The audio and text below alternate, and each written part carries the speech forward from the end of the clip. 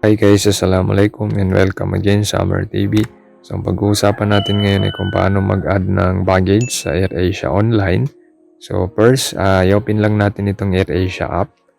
Okay, so kung wala tayong application, pwede natin puntahan yung website ng AirAsia. Then input lang natin yung ating booking reference number and then yung last name natin para ma-retrieve natin yung ating flight details. Okay. So, ayan. So, dito tayo sa orders. Okay, so ito yung upcoming booking natin, guys. So, ang gagawin natin is since wala pa tayong kilo, so mag-a-add tayo. So, dito tayo sa add-ons. Okay, so ayan.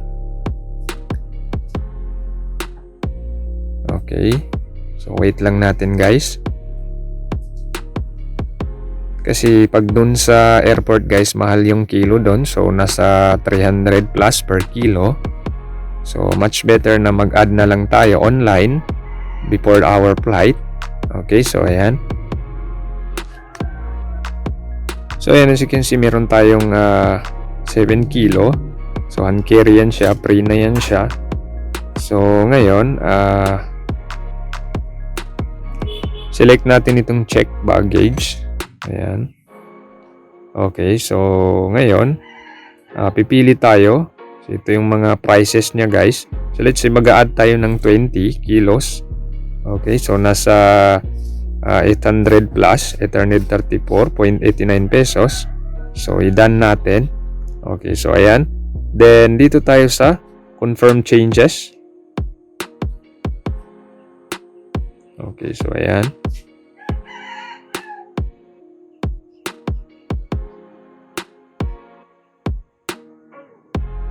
Okay. So, ngayon, nasa payment na tayo, guys.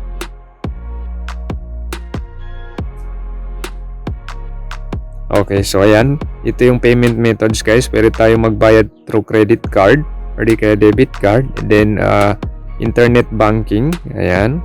So, Dragon Pay yan gagamitin natin. Then, wallet. Okay. So, GCash. Then, Union Pay. Ayan. So, mas madali yung GCash, guys. So, ayan. For example, confirm and changes and then pay. So, magbabayad na tayo, guys. Okay. So, ayan. So, ayan. I-input lang natin yung number natin, yung GCash number natin. Then, pag next natin yan, so, may masisend na code dito sa number natin. Then, ilalagay lang natin. Okay.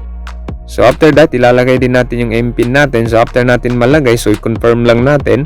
Then, makakabayad na tayo, guys. Okay?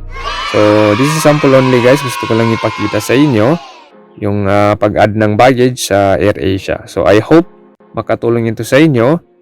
Thanks for watching and don't forget to subscribe to Amer TV for the latest videos na aking i-upload. Sukran and wassalam.